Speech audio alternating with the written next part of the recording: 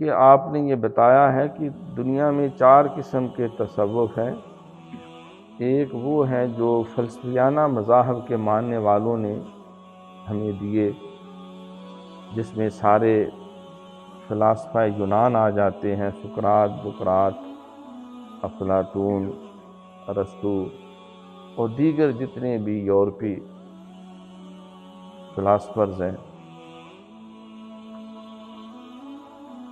اور اس میں ہندو اور سکھ بھی آ جاتے ہیں، یعنی تمام فلسفیانہ مذاہب جس میں دیوی اور دیوتاؤں کا تصور ہے۔ کسی نے کہا 2 خدا ہیں، کسی نے کہا 3 ہیں، کسی نے کہا 4 ہیں، کسی نے کہا 5 ہیں، کسی نے کہا 1000 ہیں، کسی نے کہا لاکھ ہیں، اور کسی نے کہا نہیں یہ تو کروڑوں کی تعداد ہے جس کا ہمیں پتہ ہی نہیں۔ تو انہیں کہتے ہیں فلسفیانہ مذاہب کے پیروکار۔ فلسفہ یونان اور ہندو، سکھ اور دیگر غیر الہامی مذاہب جو ہیں۔ دوسرا وہ تصوف یا معرفت یا خانقاہی نظام جس کی بنیاد یہودیت اور عیسائیت جو الہامی مذاہب ہونے کے دعوے دار ہیں، ان کی تعلیمات سے جو انسانوں تک، مسلمانوں تک، مخلوق تک پہنچے ہیں، آپ نے اس کی بھی مکمل بائیفرکیشن کر کے بتا دیا ہے کہ یہ ساری تعلیمات جو اسلامی تصوف میں گھس آئی ہیں یا گھسا دی گئی ہیں یا فلوٹ ہو رہی ہیں یا ہو چکی ہیں، یہ بنیادی طور پر ان کا تصوف محمدی سے کوئی تعلق نہیں ہے، علم احسان جس کو شریعت نے کہا، بلکہ یہ عیسائیوں اور یہودیوں کا تصوف ہے اور ہم نہیں اس کو مانتے۔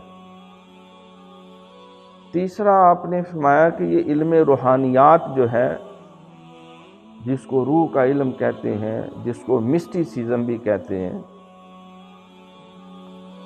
اور جدید زبان میں اس کو سائیکالوجی بھی کہتے ہیں، علم نفسیات جو ہے، ٹیلی پیتھی، آئینہ بینی، کشف القبور، کشف الصدور، اور بغیر ظاہری اسباب کے دل کی باتیں بوجھنا اور بتانا اور سننا اور سنانا، پیغام رسانی میں کرنا۔ تو یہ علم روحانیات جو ہے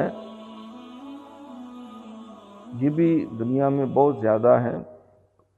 آپ فرماتے ہیں کہ یہ اسلامی تصوف نہیں ہے۔ اسلامی تصوف وہ ہے جس کی بنیاد قرآن اور حدیث پہ ہے، توحید اور رسالت پہ ہے، جس کی بنیاد توحید، رسالت، کتب، ملائکہ، آخرت ہے، جس کی بنیاد کلمہ طیبہ، نماز، روزہ، حج، زکوٰۃ، حقوق اللہ، حقوق العباد ہے، جس کی بنیاد حضور علیہ السلام کی سیرت طیبہ ہے۔ کیونکہ جو کچھ سرکار کے جسمی کمالات تھے اور کچھ آقا دو جہاں صلی اللہ علیہ وسلم کے قلبی و روحانی کمالات تھے۔ معجزات کا اظہار یہ آپ کے قلبی اور روحانی کمالات ہیں، اور جسمی کمالات بھی لَقَدْ كَانَ لَكُمْ فِي رَسُولِ اللَّهِ أُسْوَةٌ حَسَنَةٌ، اور ام المومنین سیدہ عائشہ صدیقہ رضی اللہ تعالیٰ عنہ نے بھی فرمایا کان خلق القرآن، حضور سراپا قرآن۔ تو اس اعتبار سے مجدد صاحب کا بڑے واضح موقف ہے کہ اللہ کریم نے فرمایا کہ جو میرے نبی کی جتنی اتباع کرے گا وہ اتنا ہی میرا قریب محبوب ہوتا جائے۔